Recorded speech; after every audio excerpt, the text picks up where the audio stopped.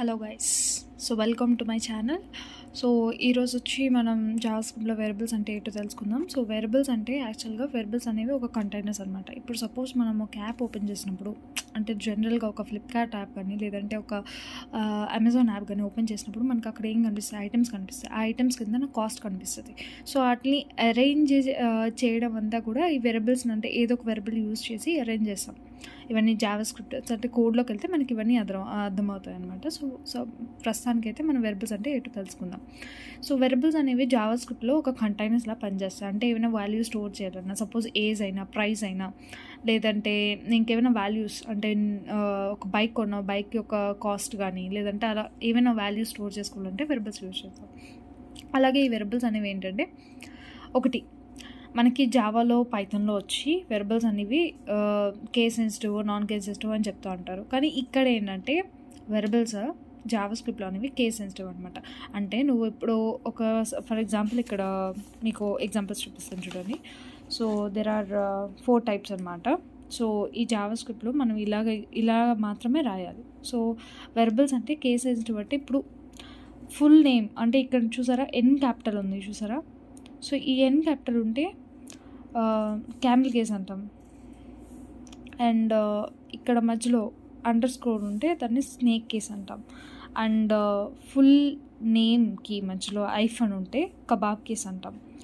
And full name అంటే ఇది capital, first letter capital, and second వర్డ్లోని ఫస్ట్ లెటర్ క్యాపిటల్, దాన్ని పాస్కల్ కేస్ అంటాం.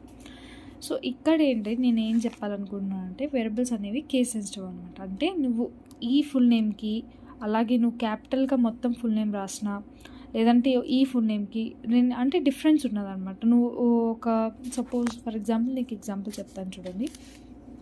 సపోజ్ వేరియబుల్స్ అంటే ఫస్ట్ ఇప్పుడు నువ్వు ఫుల్ నేమ్ అని చెప్పి ఒక ప్రైస్ని లేదంటే ఒక నేమ్ కాబట్టి ఏదైనా స్టోర్ చేద్దాము. హాయ్ స్టోర్ చేసాం. సో నెక్స్ట్ వన్ వచ్చి నీ ఏదైతే ఫుల్ నేమ్ వచ్చి ఇది, ఇంకోటి హాయ్ మళ్ళీ, ఓకేనా. సో ఇక్కడ ఏంటి, సో మనకి ఇది కామన్గా రెండు ఫుల్ నేమ్ కదండి, సేమ్ కదండి అని అనిపిస్తుంది, అవును కదా. రెండిట్లో ఏం డిఫరెన్స్ ఉంది, రెండింటికి మనం ఫుల్ నేమ్ ఇచ్చాం. కానీ ఇక్కడ మీరు అబ్జర్వ్ చేసినట్లయితే ఫస్ట్ దానికి నేను స్మాల్ ఎఫ్ ఇచ్చాను, సెకండ్ దానికి వచ్చి క్యాపిటల్ ఎఫ్ ఇచ్చాను. సో ఈ డిఫరెన్స్ అనమాట జావాస్క్రిప్ట్ నోట్ చేసుకుంటాం. సో ఫస్ట్ ఫుల్ నేమ్ నీకు హాయ్ ఇస్తుంది ప్రింట్, సెకండ్ ఫుల్ నేమ్ కూడా మళ్ళీ హాయ్ ఇస్తుంది. సపోజ్ నేను ఇక్కడ మార్చాలనుకుంటున్నాను, లేదంటే హా అని పెట్టాలనుకుంటున్నాను సపోజ్, ఓకేనా. సో ఈ దానికి నీకు వేరేది ఇస్తుంది మళ్ళీ. సపోజ్ నువ్వు రన్ చేసి చూస్తే మీకు ఫుల్ నేమ్కి దీనికి డిఫరెన్స్ తెలుస్తుంది అనమాట. అంటే రెండింటికి వేరే వేరే వేరియబుల్స్ స్టోర్ చేసుకుంటుంది. కానీ మనం లాంగ్వేజ్ కోడ్ రాసేటప్పుడు సో ఇలాంటి మిస్టేక్స్ అనేవి మనం చేయకూడదు. ఎందుకంటే సో సేమ్ నేమ్స్ అనేవి ఇవ్వడం ఒక ప్రోగ్రామర్ యొక్క క్వాలిటీ కాదు. సో క్వాలిటీ ఆఫ్ కోడ్ కూడా ఉంటుంది కాబట్టి సో సేమ్ నేమ్ అనేది ఇవ్వకూడదు. ఎందుకంటే కన్ఫ్యూజన్ నేను చెక్ చేసుకున్నా మనకి ఈజీగా ఉండదు అది చూడడానికి కూడా. నెక్స్ట్ వన్ వచ్చి నెక్స్ట్ పార్ట్. ఈ వెర్బల్స్ అనేవి ఎలా ఉండాలో ఆల్రెడీ ఇక్కడ నేను చెప్పాను చూడండి. ఈ 4 టైప్స్లో ఉండాలన్నమాట. ఓన్లీ లెటర్స్ ఉండాలి, డిజిట్స్ ఉండాలి, underscores and $. Is also allowed. ఈ డిజిట్స్ అనేది ఎప్పుడు అలౌ చేస్తారు అంటే సో మిడిల్ ఆఫ్ దట్ అనమాట. So starts with only letters, digits start చేయము. And underscores and $. Is allowed. Next only A letter, underscore or $. Should be first character. Digit should not be a first character, ఓకేనా. Digits నువ్వు మధ్యలో ఎలా రాసుకోవచ్చు, కావాల్సి full to name అని రాసుకున్నా అయిపోద్ది. డిజిట్స్ ఇలా మిడిల్లో రాసుకోవచ్చు, లేదంటే నువ్వు ఒక ఎండ్లో రాసుకోవచ్చు, ఫుల్ ఎన్ నేమ్ టు అని ఇట్లా రాసుకోవచ్చు. సో ఇలా వేరియస్ టైప్స్లో రాసుకోవచ్చు. కానీ ఫస్ట్లో అయితే మాత్రం నువ్వు పెట్టకూడదు అనమాట. సో 2 ఫుల్ నేమ్ అనేది రాంగ్ ఎప్పటికీ, okay.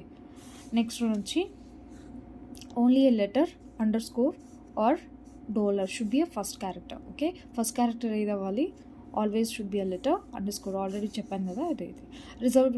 Reserved words can't be variable names అంట. అంటే ఈ రిజర్వ్ వర్డ్స్ అంటే ఏంటి మనకు ముందు తెలియాలి కదా. సో అది తెలియడానికి నేను ఒక వెబ్సైట్ చెప్తాను, నోట్ చేసుకోండి. MDN Docs అని ఉంటుంది. అక్కడికి వెళ్ళి మీరు జావాస్క్రిప్ట్ అని సర్చ్ చేస్తే అక్కడ జావాస్క్రిప్ట్ కంప్లీట్ ట్యూటోరియల్ ఉంటుంది మీకు. అక్కడ రిజర్వ్డ్ వర్డ్స్ ఏంటో అనేవి తెలుస్తాయి. సో బట్ ఈ రిజర్వ్ వర్డ్స్ గురించి ఎందుకు చెప్తున్నారు మేడం అంటే, ఈ రిజర్వ్ వర్డ్స్ అనేది మన ప్రోగ్రామింగ్ కోడ్లోని వెర్బల్స్కి యూజ్ చేసినప్పుడు రిజర్వ్డ్ వర్డ్స్ అనేవి యూజ్ చేయకూడదు. సపోజ్ జావాస్క్రిప్ట్లో ఫస్ట్ ప్రోగ్రామ్ ఏం రాసావు నువ్వు, console.log హాయ్ అని పెట్టాను నేను. సపోజ్ console.hi అని పెట్టా. సో ఈ console.hi, ఈ కన్సోల్ అనేది ఎప్పుడు కూడా ఇది రిజర్వ్డ్ వర్డ్ అనమాట. ఈ రిజర్వ్డ్ వర్డ్ నువ్వు ఒక వెరబుల్ యూజ్ చేయడానికి వాడకూడదు. అర్థమవుతుందా? Reserve words should not be used. Suppose you can give the capital C and console, ఇవి నువ్వు వెరబుల్స్ కింద యూజ్ చేయొచ్చు. ఎందుకంటే ఇది క్యాపిటల్ సి అయింది కాబట్టి చిన్న డిఫరెన్స్ ఉన్నాయి అయిపోతుంది. ఎందుకంటే కన్సోల్ అనేది స్మాల్ సియే ఉండాలి, always should be small C. ఓకేనా? So this is all about introductions about variables. So ఇక్కడ డిఫరెంట్ టైప్స్ ఆఫ్ కేసెస్ గురించి ఆల్రెడీ చెప్పాను మీకు.